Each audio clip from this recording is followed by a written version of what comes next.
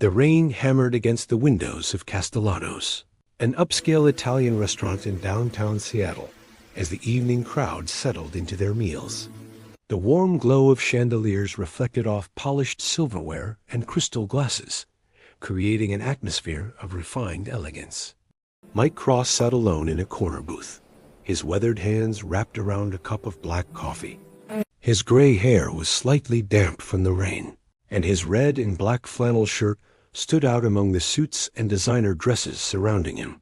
Beside him, Shadow lay quietly on the floor, the German shepherd's distinctive white-gray coat catching the soft light. The dog's amber eyes were alert, watching the restaurant with the professional awareness that 10 years of canine work had ingrained in him. Mike had chosen this place deliberately. It was his late wife's favorite restaurant, and tonight marked 3 years since her passing. He came here every year on this date, ordering her favorite dish, sitting in their usual booth, remembering. The ritual brought him both pain and comfort in equal measure. Please support us by subscribing to the channel. Shadow's ears suddenly perked up, his body tensing slightly. Mike noticed immediately. After years of partnership, he could read the dog's signals like a book. Something had caught Shadow's attention.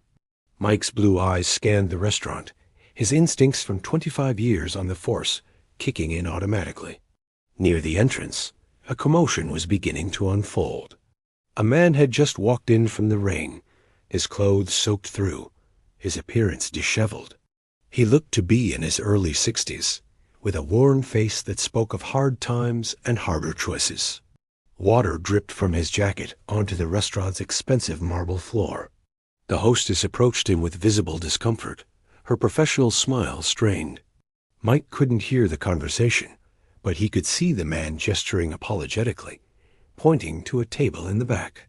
He was clearly expected, meeting someone. The hostess reluctantly led him through the restaurant, and Mike noticed how other diners turned to stare, some with curiosity, others with barely concealed disgust. The man's hands shook slightly as he followed her, his shoulders hunched as if trying to make himself smaller under the weight of all those judgmental eyes. Then Mike saw her. Victoria Ashford walked into Castellanos like she owned not just the restaurant, but the entire city block. In many ways, she did.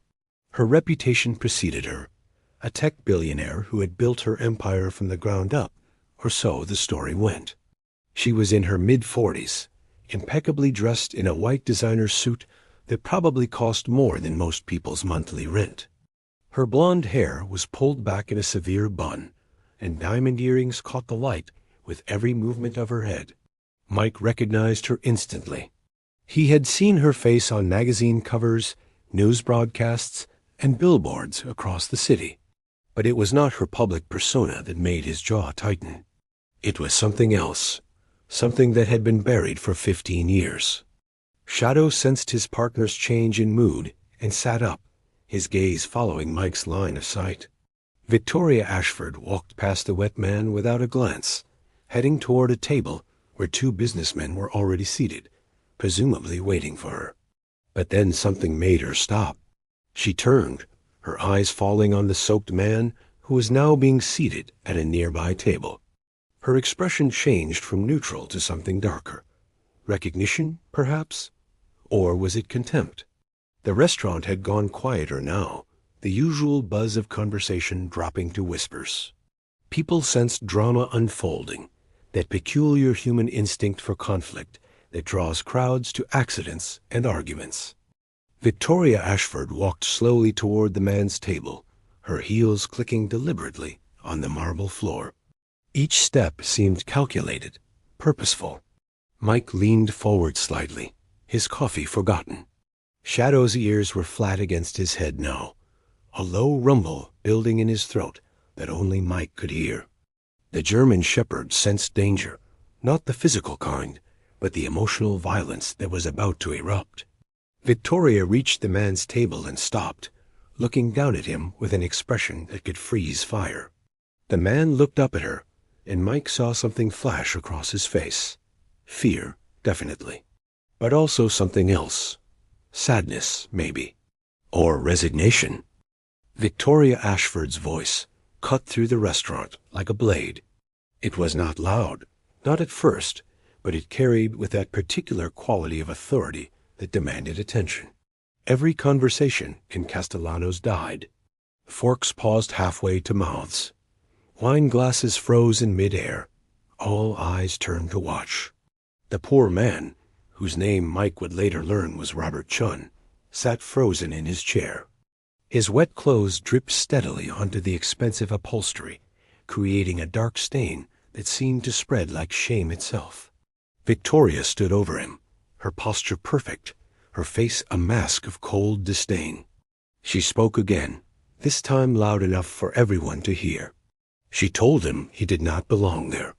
She said his presence was offensive, that his appearance was disgusting, that he was ruining the evening for everyone around him.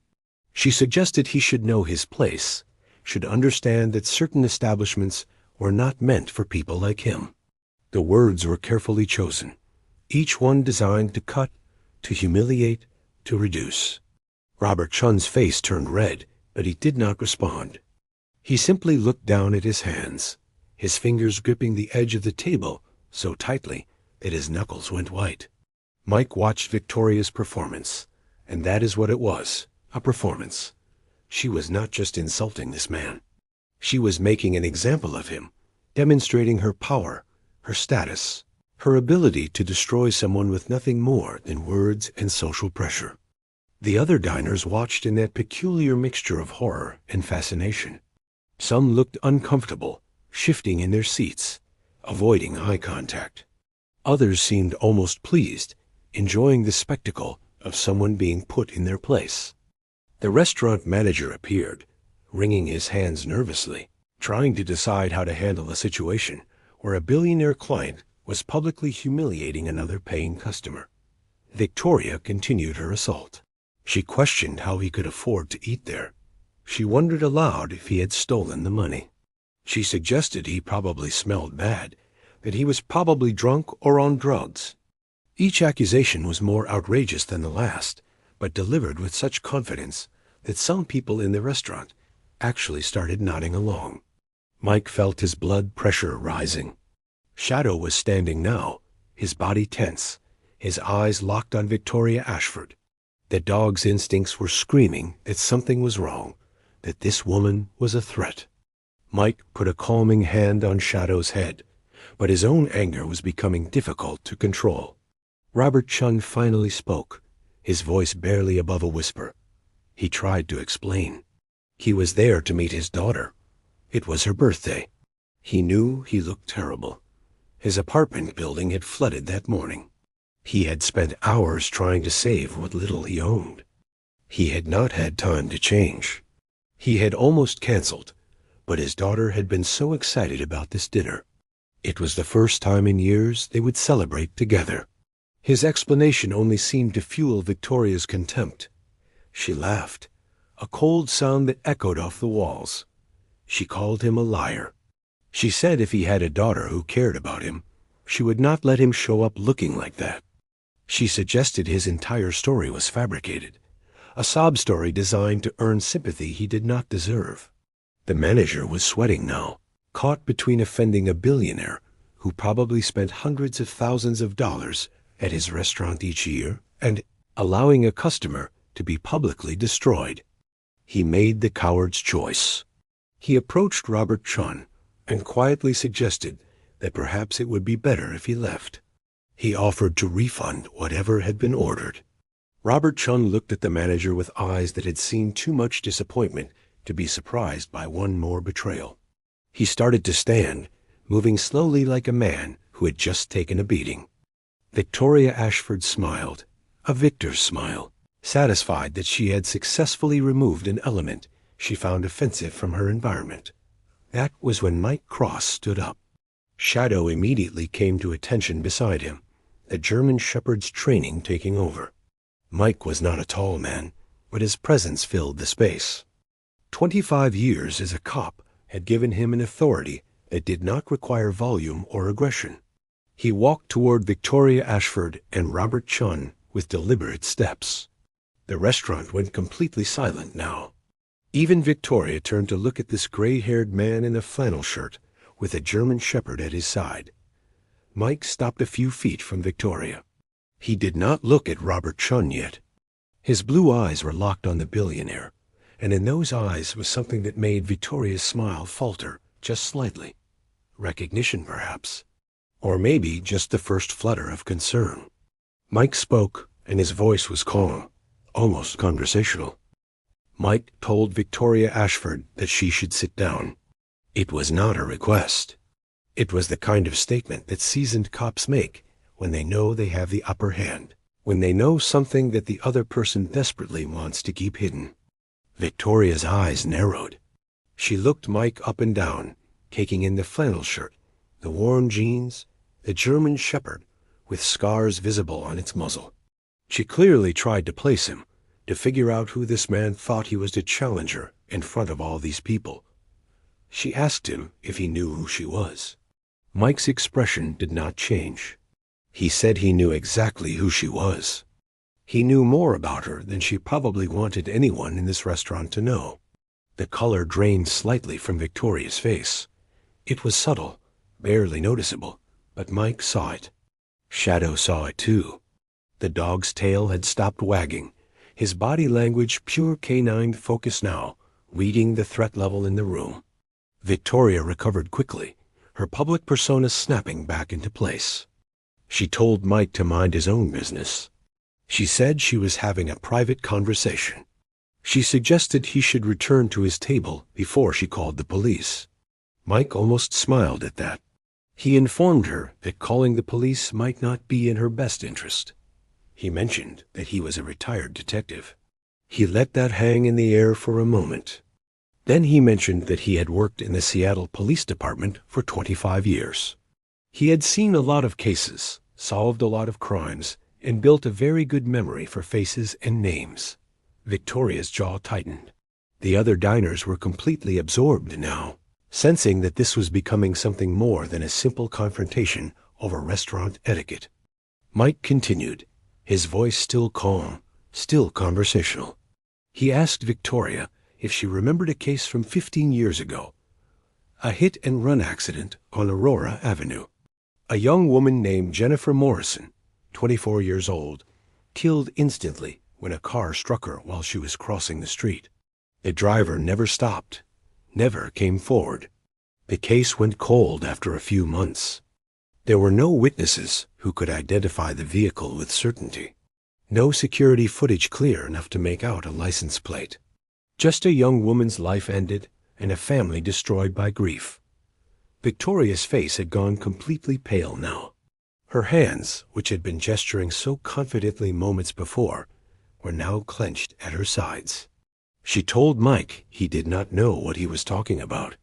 She said he was making wild accusations. She threatened to sue him for slander.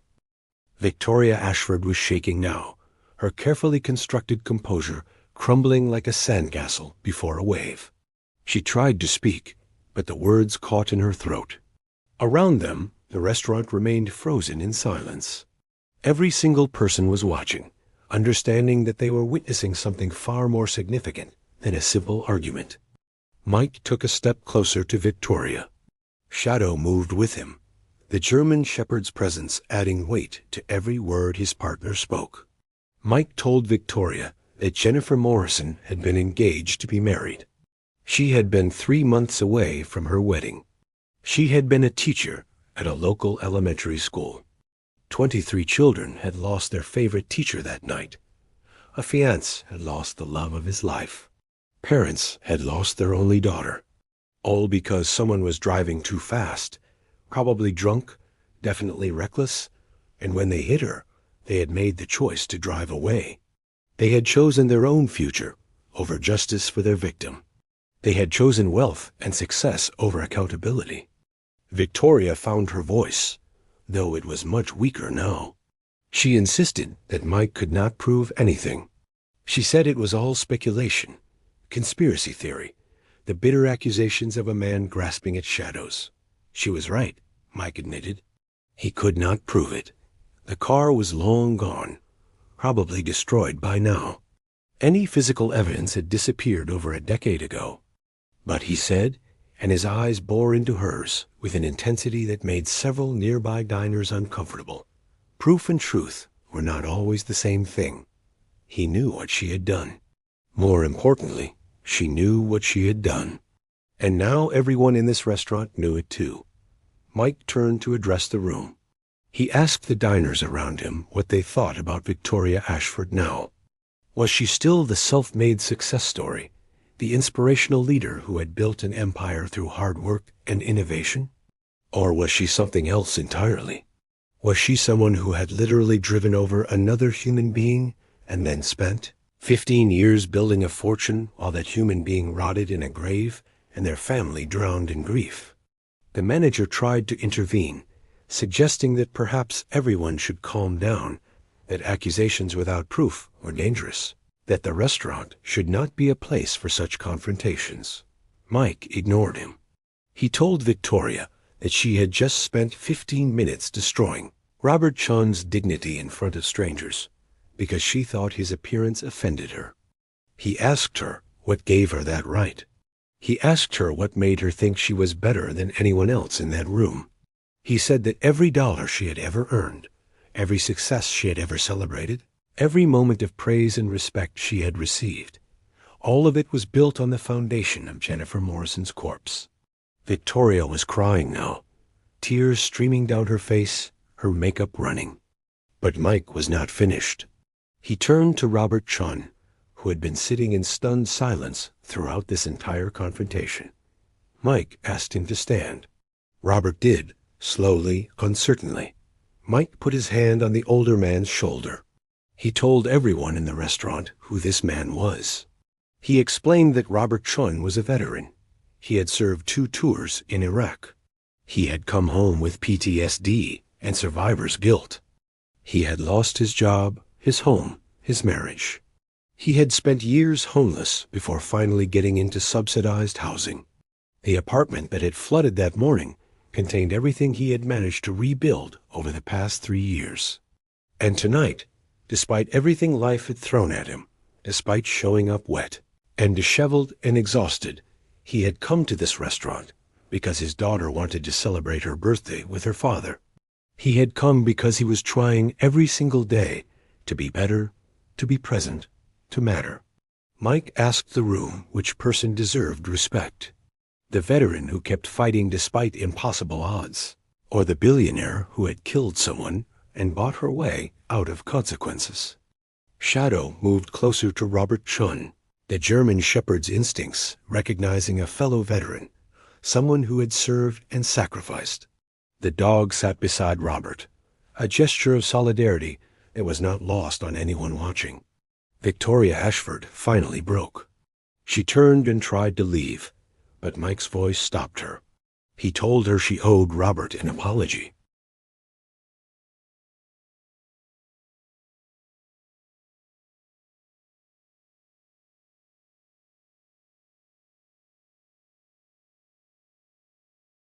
She looked at Robert Chun and tried to speak, but the words would not come.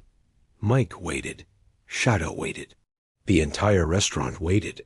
Finally, Victoria whispered an apology. It was barely audible, choked with tears and shame. She said she was sorry. She said it again louder. She looked at Robert and told him he did not deserve what she had said. She told him he was right to be there, that he belonged anywhere he wanted to be. Robert Chun stood there, still processing everything that had happened. The man who moments ago had been publicly humiliated was now watching his tormentor break down in front of an audience. But instead of satisfaction on his face, there was something else. Sadness, maybe. Understanding. The look of someone who had seen enough darkness in the world to recognize it in others. Victoria's apology hung in the air, inadequate but necessary. Mike could see her physically shrinking, the armor of wealth and status stripped away to reveal someone haunted by choices made long ago. The restaurant remained silent, every person grappling with what they had witnessed. Some diners looked uncomfortable, realizing they had been complicit in Victoria's cruelty by their silence. Others seemed shaken, their evening of expensive dining transformed into something far more meaningful and disturbing. The manager finally found his voice. He told Victoria that perhaps she should leave. There was no anger in his tone, just exhaustion. He had not signed up for moral reckonings when he took this job. He just wanted to serve good food and make money. But even he could not ignore what had unfolded in his restaurant. Victoria nodded, still crying. She gathered her purse, her hands shaking so badly she nearly dropped it. She took one more look at Robert Chun, opened her mouth as if to say something else, then closed it. Some things could not be fixed with words. She walked toward the exit, her confident stride from earlier, now replaced with the uncertain steps of someone whose world had just collapsed. As she passed Mike, she stopped. She looked at him, really looked at him, and whispered a question. She asked him how long he had known. Mike's expression did not soften. He told her he had suspected for 15 years. He had carried Jennifer Morrison's case file in his mind every single day. He had thought about it during investigations, during sleepless nights, during his wife's illness and death. He had thought about it when he retired, when he would sit in this very restaurant, remembering happier times. He had seen Victoria's face on billboards and news reports, watched her accept awards and give speeches about integrity and success.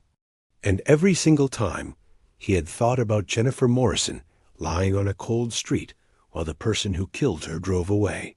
Victoria asked him why he had never come forward, why he had never formally accused her. Mike said he had no proof. In law enforcement, suspicion meant nothing without evidence.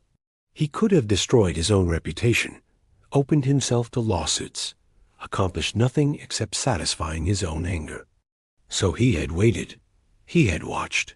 He had known that, eventually, somehow, the truth had a way of revealing itself. Victoria's face crumpled again. She asked if he was going to tell the press. Mike considered the question. Shadow stood beside him, the German shepherd's amber eyes fixed on Victoria. The dog could sense Mike's internal struggle, the battle between justice and mercy. Finally, Mike told her that was not his decision to make. He said Jennifer Morrison's family deserved to know the truth. They deserved closure, even if legal justice was no longer possible. He would contact them, tell them what he knew, what he suspected. What happened after that would be up to them. If they wanted to go public, he would support them. If they wanted to pursue civil litigation, he would testify. If they wanted privacy, he would respect that. But they would know. They would finally know. Victoria nodded, accepting her fate. She left the restaurant, stepping out into the rain, her white suit immediately soaking through. Through the windows, Mike watched her stand on the sidewalk, her face turned up to the sky, letting the rain mix with her tears. Then she was gone, disappearing into the Seattle night. Mike turned back to Robert Chun. The older man was still standing, looking lost. Mike walked over and extended his hand. Robert took it, his grip weak at first, then firmer. Mike told him to sit back down. He said his daughter would be arriving soon for her birthday dinner, and Robert should be here when she did. Robert tried to thank him, but Mike waved it off. He had not done it for gratitude. He had done it because some things were simply right. The restaurant slowly came back to life. Conversations resumed, though they were subdued now. The manager approached Mike, unsure how to handle the situation. He started to say something about disturbances in policy, but Mike just looked at him. The manager stopped talking, nodded, and walked away. Mike returned to his booth. Shadow immediately curled up at his feet, the tension leaving the dog's body now that the threat had passed. Mike sat down and picked up his coffee. It had gone cold. He did not care. A few minutes later, a young woman entered the restaurant. She was in her late 20s, dressed nicely, but not expensively. She looked around, spotted her father, and her face lit up. She rushed to Robert's table, hugged him tightly, not caring about his wet clothes. She asked him what happened, Why he was soaked, Robert just shook his head and smiled. He told her it was a long story. He said they should order dinner first. They had a birthday to celebrate. Mike watched Robert Chun and his daughter from across the restaurant. The young woman was laughing now, her father's spirits clearly lifting in her presence. She had ordered champagne despite the modest prices on the menu, determined to make this night special. Robert kept glancing toward Mike's booth, gratitude evident in his eyes. But Mike did not need thanks. He had done what needed to be done. Shadow stirred at Mike's feet, the German shepherd's instincts still processing the evening's events. Years of canine training had taught the dog to read situations, to sense danger before it manifested physically. Tonight had been different, though. The danger had not been physical, but moral, and somehow Shadow had sensed that too. Mike scratched behind the dog's ears, a gesture of appreciation for his loyal partner. The restaurant's atmosphere had shifted dramatically. Where before there had been the polite indifference of wealthy diners, focused on their own experiences, now there was a collective awareness. People talked in hushed voices, many of them glancing toward Mike's booth or Robert's table. Some diners approached the manager, asking questions. Others pulled out their phones, probably searching for information about Victoria Ashford or Jennifer Morrison. The story would spread. By morning, social media would be buzzing with eyewitness accounts. Someone had probably already recorded part of the confrontation. Victoria Ashford's carefully constructed empire was about to face its first real test. Mike ordered another coffee. The waiter who brought it, a young man in his 20s, set it down with unusual care. He thanked Mike quietly, saying his sister had been killed by a drunk driver 3 years ago. The person responsible had gotten away with a reduced sentence through expensive lawyers. He said it meant something to see justice happen, even if it was years late and incomplete. Mike nodded, understanding the weight the young man carried. His wife Ellen had taught him that grief never truly disappeared. You just learned to carry it differently. She had been the light in his dark world, the person who reminded him that beyond all the crime and violence he dealt with daily, there was still goodness worth fighting for. Ellen had died of cancer 3 years ago, taking with her the best parts of Mike's life. He had retired shortly after, unable to continue facing the world's darkness without her. Shadow had been his salvation. The German shepherd had retired from the K9 unit around the same time, and they had found each other. 2 veterans, both carrying scars, both trying to figure out what purpose looked like in a world that no longer needed their specific skills. Mike's phone buzzed. He pulled it out, seeing a text from an old colleague still active in the Seattle PD. The message asked if he was at Castellanos and if the rumors flying around social media were true. Mike smiled slightly.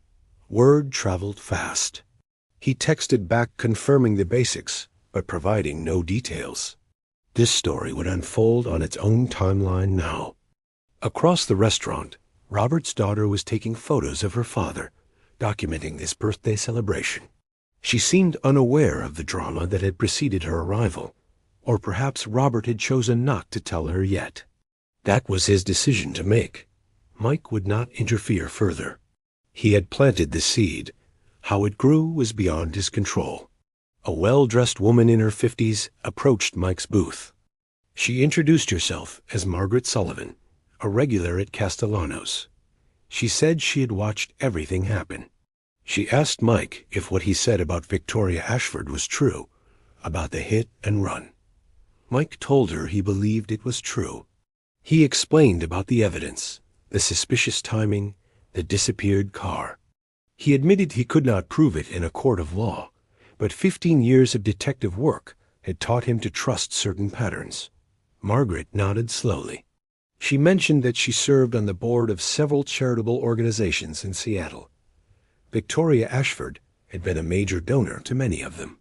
She said she would be making some phone calls tonight, ensuring the right people knew what had been revealed. Mike thanked her, but cautioned against rushing to judgment. He reminded her that accusation was not the same as conviction. But Margaret smiled, a knowing expression on her face. She said in their world, reputation was everything. Victoria had built her empire on a carefully crafted image. That image was now shattered. Whether or not legal consequences followed, social consequences were inevitable. She walked away, already pulling out her phone. Mike watched her go, feeling a complex mixture of satisfaction and unease.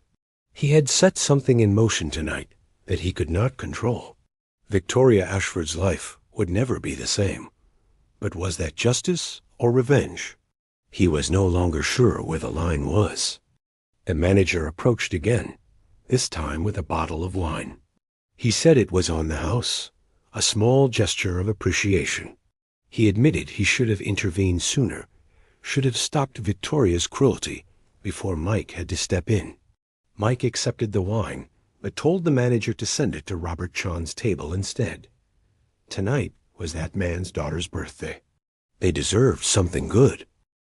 The rain had intensified outside, creating a drumming rhythm against Castellano's windows that seemed to underscore the weight of the evening.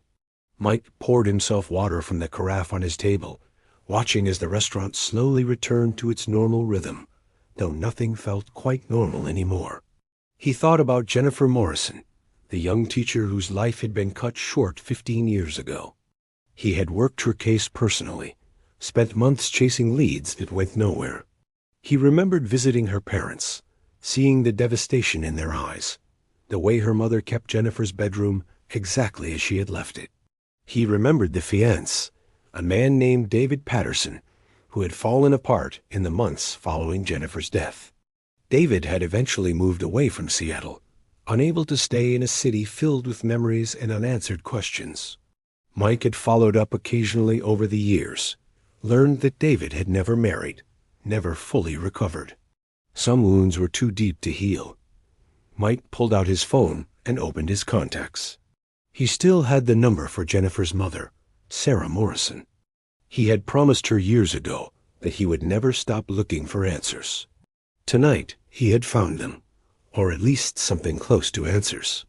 But calling her now, at night, with information that could destroy her all over again, while simultaneously providing the closure she had desperately sought, that required careful consideration. Shadow's head lifted, his ears perking up. Mike followed the dog's gaze toward the restaurant entrance. A man had walked in, late 40s, expensive suit, the confident bearing of someone accustomed to getting what they want. He scanned the restaurant, his eyes landing on Mike. He walked directly to Mike's booth. The man introduced himself as Thomas Garrett, Victoria Ashford's attorney. He had been called by Victoria 20 minutes ago, hysterical, telling him about the confrontation at Castellano's. He said he needed to speak with Mike privately about the serious allegations that had been made. Mike gestured to the empty seat across from him. Thomas sat down, placing a leather briefcase on the table. Shadow growled low, not liking this new presence. Mike calmed the dog with a touch. Thomas began speaking in the measured tones of someone who argued for a living. He said that Mike had made very serious public accusations against his client without any evidence. He mentioned defamation, slander, potential legal consequences. He said Victoria Ashford had built a reputable business and philanthropic career, and tonight Mike had attempted to destroy that based on speculation and conjecture. Mike listened without interruption. When Thomas finished, Mike asked him a simple question. He asked if Victoria had denied killing Jennifer Morrison. Thomas paused, clearly not expecting such a direct approach. He said that his client denied nothing because there was nothing to deny. She had not been charged with any crime. The statute of limitations had long since passed. Any speculation about events from 15 years ago was legally irrelevant. Mike pointed out that Thomas had not actually answered the question. He asked again if Victoria had explicitly denied being responsible for Jennifer Morrison's death. Thomas's jaw tightened. He said he was not there to be interrogated. He was there to make clear that any further public statements about his client would be met with immediate legal action. Mike smiled, but there was no warmth in it. He told Thomas that he had made no public statements. He had been having a private conversation in a restaurant. If other people overheard that conversation, if they chose to act on what they heard, that was beyond his control. He had not contacted any media. He had not posted anything on social media. He had simply shared information with people who happened to be present. Thomas tried a different approach. He said that even if Mike believed what he was saying was true, pursuing this would only cause pain. Jennifer Morrison's family had already suffered. Dragging them through renewed public attention would not bring their daughter back. Mike leaned forward, his blue eyes hard. He told Thomas that he had seen enough guilty people hide behind attorneys to recognize the pattern. Innocent people denied accusations. Guilty people lawyer up and threaten consequences. He said that Thomas, sitting in that booth right now, having driven through a rainstorm to get there, told Mike everything he needed to know about Victoria Ashford's guilt. Thomas stood up abruptly. He said Mike would be hearing from him again. He said Mike had made a serious mistake tonight. He grabbed his briefcase and left, his expensive shoes clicking against the marble floor. Shadow watched him go, a low rumble still vibrating through the dog's chest. Mike reached down and stroked Shadow's head. The German shepherd had good instincts about people. Mike trusted those instincts more than he trusted most humans. He looked back at Robert Chaun's table. The father and daughter were laughing now, sharing a dessert, the trauma of earlier seemingly forgotten in the joy of their reunion. That was what mattered. Not Victoria Ashford's career or reputation. Not the legal threats from expensive attorneys. Just a father and daughter having dinner together. The next morning arrived with weak sunlight filtering through Mike's apartment windows. Shadow padded into the kitchen where Mike was making coffee, the German shepherd's routine as fixed as his own. They had lived together for 3 years now, two old soldiers finding comfort in shared silence and mutual understanding. Mike's phone had been buzzing since 6 a.m. News of the confrontation at Castellano's had spread faster than he anticipated. Social media was ablaze with eyewitness accounts, speculation, and demands for answers. Victoria Ashford's name was trending on Twitter. Several major news outlets had picked up the story. Mike scrolled through his messages. His former colleagues from the Seattle PD were asking questions. A few reporters had somehow gotten his number and were requesting interviews. There were also messages from people he did not know, thanking him, sharing their own stories of injustice and powerful people escaping consequences. But the message that made him stop was from Sarah Morrison, Jennifer's mother. It was simple and direct. She asked him to call her when he had a moment. It was time. Mike stepped out onto his small balcony, Shadow following. The morning air was crisp, washed clean by last night's rain. He dialed Sarah's number. She answered on the second ring. Her voice sounded older than he remembered, worn down by 15 years of grief and unanswered questions. Mike told her everything. He explained about the silver Mercedes, the suspicious sale, the timing that had always bothered him. He told her about last night, about Victoria Ashford, about the confrontation. He was honest about the lack of legal proof, about how the statute of limitations made prosecution impossible. But he told her what he believed, what he knew in his gut to be true. Sarah Morrison listened without interrupting. When Mike finished, there was a long silence. Then she began to cry, not the wild grief of fresh loss, but the exhausted relief of someone who had carried uncertainty for too long. She thanked him. She said that not knowing had been the hardest part. She could live with the fact that justice would never be served in a courtroom. But knowing the truth, finally understanding what had happened to her daughter, that was something she had needed desperately. She asked Mike what she should do with this information. Mike told her that was her choice. He would support whatever decision she made. If she wanted to go public, he would provide testimony. If she wanted to pursue civil litigation, he would help however he could. If she wanted to keep it private, just knowing for herself and her family, he would respect that. Sarah said she needed time to think, to talk with her husband and with David, Jennifer's fiancé. But she thanked Mike again.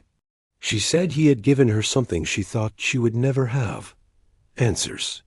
After they hung up, Mike stood on the balcony for a long time. Shadow pressed against his leg, the dog's solid presence grounding him. 3 years without Ellen had taught Mike that some holes in your life never get filled. You just build around them.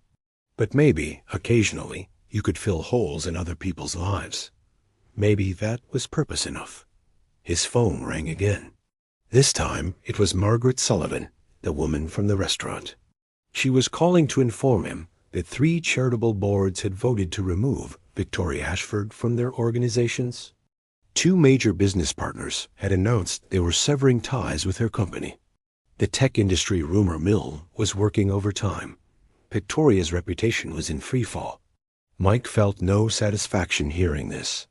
Justice and revenge were not the same thing. He had wanted truth, not destruction. But he had started something last night that had its own momentum now. Around noon, Mike took Shadow for a walk. They headed to Volunteer Park, one of their regular routes.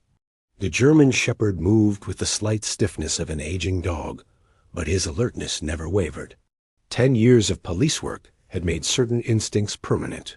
They were sitting on a bench overlooking the reservoir when Mike noticed someone approaching. Robert Chun, looking much better than he had last night. He was wearing clean clothes, his hair was combed, and there was a dignity in his bearing that the rain and humiliation had obscured. Robert asked if he could sit. Mike gestured to the space beside him. Shadow sniffed Robert's hand, recognizing him from the previous night, and lay back down. Robert thanked Mike, though Mike had expected that. But then Robert said something Mike had not expected. He said that what happened last night was not really about him. He said Mike had been fighting a battle that had nothing to do with a wet veteran being humiliated in a restaurant. Robert said he recognized the look in Mike's eyes, the way he had spoken about Jennifer Morrison. It was the look of someone carrying ghosts. Mike was quiet for a moment.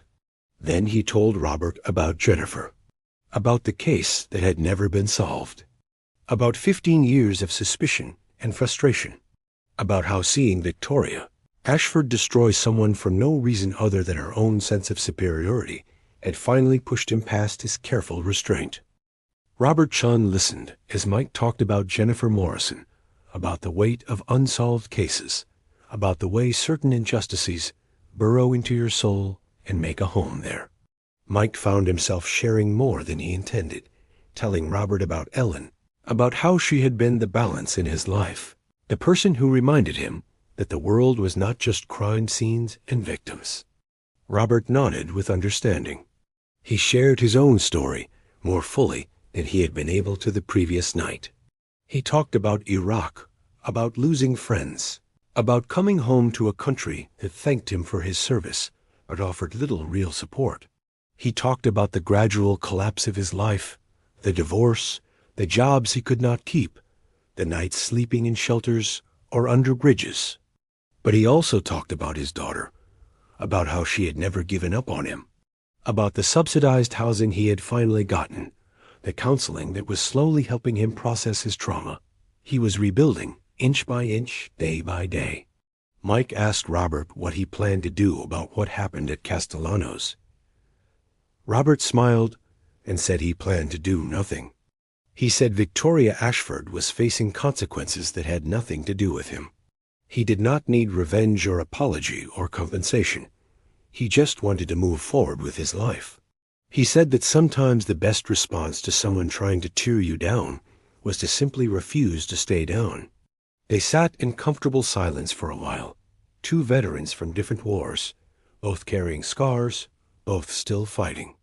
Shadow eventually stood up, signaling he was ready to continue their walk. Robert stood as well. He shook Mike's hand firmly and told him that if Mike ever needed anything, he should call. Mike watched Robert walk away, noting the straightness of his spine, a purpose in his steps. Whatever damage Victoria Ashford had tried to inflict had failed. Robert Chun was stronger than she had assumed. Later that evening, Mike received a call from Detective Maria Santos, one of his former colleagues from the Seattle PD. She had heard about the Castellanos incident and wanted to know if the rumors about Victoria Ashford and Jennifer Morrison were true. Mike confirmed what he could without revealing information that might compromise any potential investigation. Maria told him that the Morrison case had been reassigned to the cold case unit 2 years ago.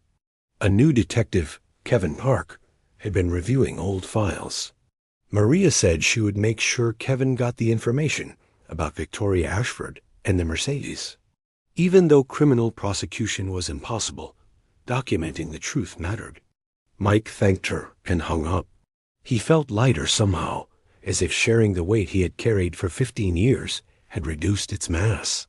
He would never forget Jennifer Morrison, but maybe now her memory could rest easier. The news cycle continued its relentless churn. By the third day after the incident, Victoria Ashford had resigned from the boards of 2 companies she had helped found. A business magazine that had scheduled a profile on her canceled the piece. Her company's stock had dropped 12%. Social media had been merciless, digging up every questionable business decision, every harsh comment she had made in interviews, every instance where her arrogance had shown through her carefully crafted public image. Mike watched it all with growing discomfort. This was not what he had wanted. He had wanted truth, accountability, justice for Jennifer Morrison's family. But what was happening now felt different. It felt like a mob, like the same kind of public shaming Victoria had attempted on Robert Chun, just on a larger scale. On the 5th day, Mike received an unexpected visitor. Victoria Ashford stood at his apartment door, looking nothing like the polished billionaire from Castellanos. She wore jeans and a simple sweater. Her hair was down, no makeup. She looked exhausted, defeated, but also somehow more real. Mike almost did not let her in. Shadow certainly did not want him to, the German shepherd positioning himself between Mike and the door, growling low. But something in Victoria's face, a genuine vulnerability he had not seen before, made Mike step aside. Victoria sat on Mike's worn couch, her hands folded in her lap. She spoke quietly, telling him things she probably should have told an attorney instead. She confirmed everything. She had been driving that night, 15 years ago. She had been drinking, not legally drunk but impaired.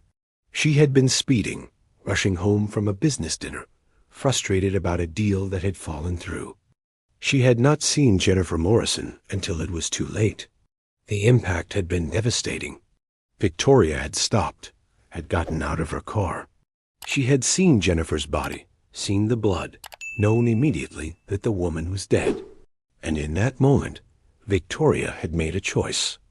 She had chosen herself over justice. She had chosen her future career over accountability. She had gotten back in her car and driven away. She had sold the Mercedes within a week, paid someone to ship it out of state and destroy it. Victoria Ashford sat across from Mike, her confession hanging in the air between them like smoke. She was not crying now. She had moved beyond tears into something colder, more resigned. She told Mike she had spent 15 years building an empire on the foundation of that choice.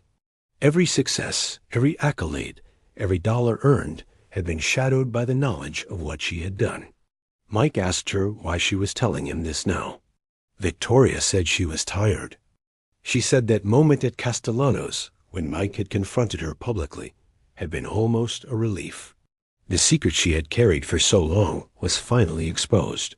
The carefully constructed walls she had built around her guilt were crumbling.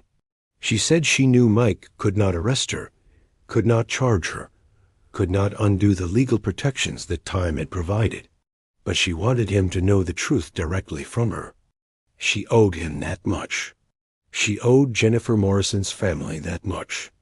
Mike recorded the conversation on his phone. He told Victoria he was doing so. She nodded, understanding the significance. This recording could be given to Jennifer's family. It could be used in a civil case. It could be released to the media. Victoria was placing her entire remaining reputation in Mike's hands. She asked Mike what she should do now. He told her that was not his decision to make. He said she needed to contact Sarah Morrison directly. She needed to face Jennifer's family and tell them what she had just told him. She needed to offer whatever restitution was possible, knowing that no amount of money could compensate for a life lost. Victoria nodded slowly. She stood to leave, then paused. She told Mike that what he had done at Castellano was both the worst and best thing that had happened to her in 15 years. Worst because it destroyed everything she had built. Best because she could finally stop running. After Victoria left, Mike sat in silence for a long time. Shadow placed his head on Mike's lap, the German shepherd sensing his partner's emotional exhaustion. Mike stroked the dog's white-gray fur, thinking about justice, mercy, and the complicated space between them. 2 weeks later, Mike stood in Volunteer Park Cemetery. Sarah Morrison had called him that morning, asking if he would meet her there. She was standing beside Jennifer's grave when he arrived, Shadow walking quietly beside him. Sarah looked older than her years, but there was something different in her face now. Peace, maybe, or at least the beginning of it. She told Mike that Victoria Ashford had contacted her. They had met, talked for hours. Victoria had confessed everything, offered financial restitution, offered to do whatever Sarah asked. Sarah said she had accepted a settlement that would fund a scholarship in Jennifer's name at the elementary school where she had taught. Every year, a young teacher would receive support to pursue continuing education. Jennifer's death would fund life and learning. That felt right. Sarah said she had also agreed not to pursue further public action against Victoria. The woman's career was already destroyed. Her reputation was in ruins. Continuing to pursue vengeance would not bring Jennifer back. It would just create more pain. Mike understood. Sometimes justice was not about punishment. Sometimes it was about truth and closure and finding a way forward. Sarah thanked Mike one final time. She said he had given her something precious, the ability to finally grieve fully, knowing what had happened, why it had happened, and that the person responsible was facing consequences. She walked away, leaving Mike standing beside Jennifer Morrison's grave. He read the inscription on the headstone: "Beloved daughter, fiancée, teacher. A life of love and promise." Mike told Jennifer's grave that he was sorry it had taken so long. He told her that her family knew now. He told her that she had not been forgotten. Shadow sat beside him, patient as always. They stood there for several minutes, paying respects to a young woman neither of them had known, but whose death had shaped so many lives. As they left the cemetery, Mike's phone buzzed with a message from Robert Shawn. It was a photo of Robert and his daughter at her graduation. She had just finished nursing school. Robert's message was simple: "Thank you for reminding me I had worth." Mike smiled, typed back a congratulations, and pocketed his phone. He and Shadow walked home through the Seattle streets, past cafes and shops and people going about their lives, oblivious to the quiet victories and small justices that happened every day. That evening, Mike returned to Castellanos. It was the first time since that rainy night 2 weeks ago. He sat in his usual booth. Shadow lay at his feet. The manager approached nervously, but Mike waved away his concerns. He just wanted dinner. When the food arrived, Mike ordered a second meal, Ellen's favorite dish. He set it across from him at the empty seat. He raised his water glass in a silent toast to his late wife, thanking her for teaching him that fighting for others was always worth it, even when the cost was high. Shadow watched his partner, understanding in the way that dogs do that this was a ritual of remembrance and love. Outside, Seattle continued its evening rhythm. Rain began to fall again, soft and steady. Inside Castellanos, a retired detective and his German shepherd sat together in comfortable silence. Two old soldiers who had found their purpose in protecting those who could not protect themselves. The case of Jennifer Morrison was finally closed, not in a courtroom, but in the hearts of those who loved her. And sometimes Mike thought as he ate his dinner that was enough. That had to be enough.